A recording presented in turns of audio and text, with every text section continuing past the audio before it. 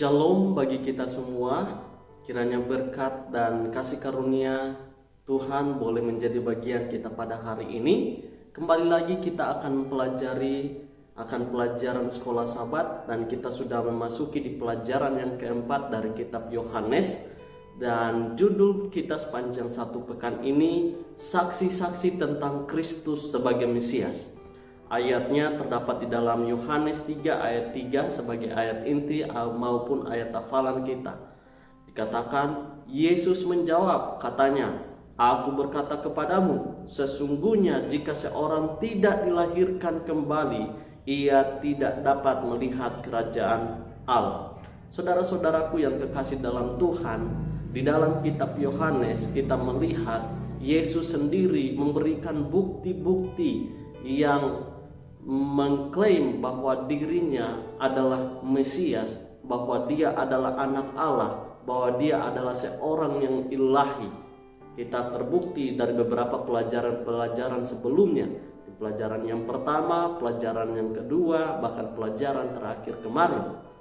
Dan hal ini kita juga akan melihat beberapa saksi-saksi, ya, di mana mereka menyatakan bahwa Kristus atau Yesus merupakan sebagai Mesias.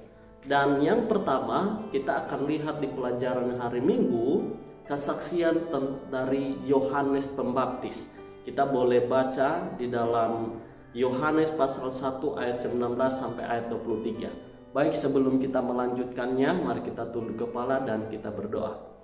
Bapa kami yang bertakhta dalam kerajaan surga, pada saat ini Tuhan, kami akan mempelajari firman Tuhan melalui pelajaran sekolah Sabat. Untuk itu kuasai hati dan pikiran kami dengan Roh Kudus-Mu Tuhan, sehingga kami boleh memahami dan mempraktekannya dalam kehidupan kami, dan iman kami boleh lebih setia, lebih dekat kepada Yesus. Dalam nama Tuhan Yesus kami berdoa, amin. Baik, Bapak Ibu saudara-saudaraku yang kekasih dalam Tuhan, seperti yang kita sudah pelajari beberapa pekan yang lalu, bahwa keberadaan Yesus merupakan Sang Firman itu sendiri, yang artinya dia memiliki kekekalan dan dia adalah sebagai pencipta.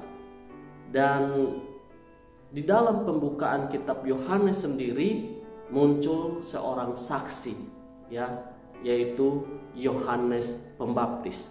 Nah, Bapak Ibu saudara-saudaraku yang kekasih dalam Tuhan, kalau kita baca di dalam Yohanes 1 ayat 19 sampai 23, di mana ada juga orang-orang yang tidak percaya, ya, secara khusus orang-orang Farisi, para imam. Mereka mengirimkan orang untuk bertanya kepada Yohanes Pembaptis bahwa dia itu siapa? Apakah engkau adalah Mesias?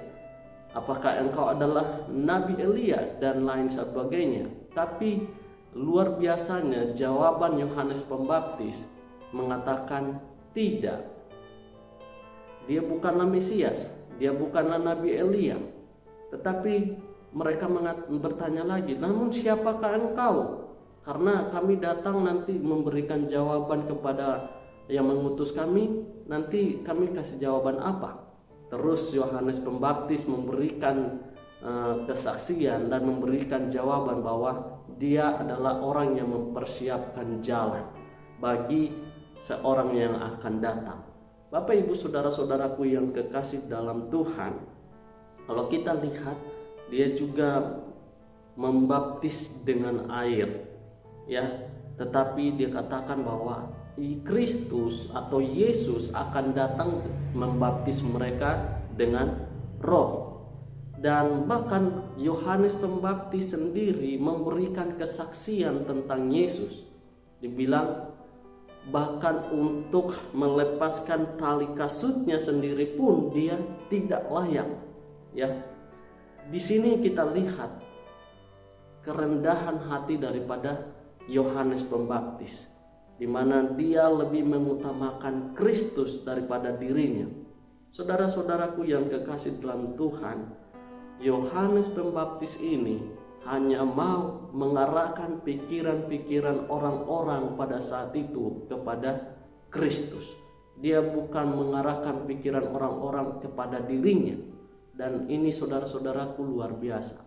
Bisa aja Bapak Ibu saudara-saudaraku, Yohanes Pembaptis pada saat itu karena dia sedang terkenal atau lagi viral pada saat itu, dia bisa mengklaim dirinya.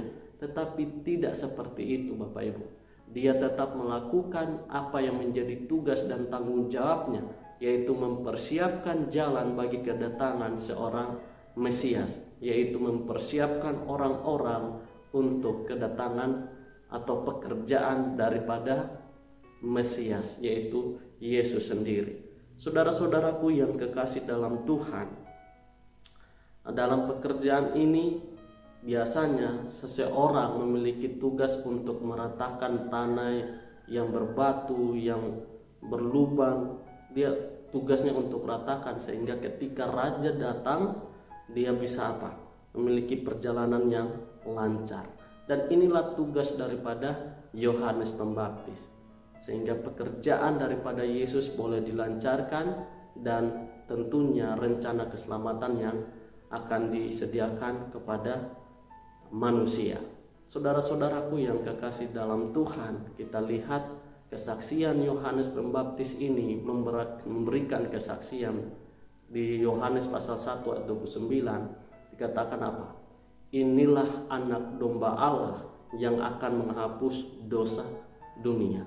Kesaksian ini sebenarnya sudah cukup memberikan suatu momen yang dimana bahwa Yesus adalah Mesias.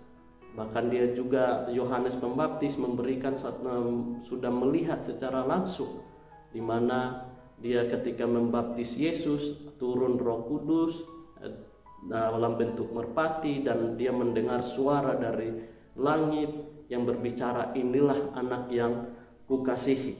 Dan kalau kita baca-baca lagi di ayat-ayat sebelumnya, sesudahnya di ayat yang ke-30-an dikatakan bahwa dia mengklaim bahwa inilah anak Allah yang dikasihi. Saudara-saudaraku yang kekasih dalam Tuhan, apa pelajaran penting yang kita bisa lakukan? Sebagai umat-umat Tuhan, kita pun memiliki pekerjaan sama seperti Yohanes Pembaptis, yaitu mempersiapkan umat-umat Tuhan bagi kedatangannya yang kedua kali yang sudah tidak lama lagi. Marilah kita penuh dengan kerendahan hati, bukan untuk menyombongkan diri kita, tetapi kita mau meninggikan Yesus Kristus yang adalah Raja dari segala raja, yang adalah pencipta, yang dimana dia adalah Allah yang akan datang itu. Kiranya Tuhan boleh memberkati kita semua. Amin.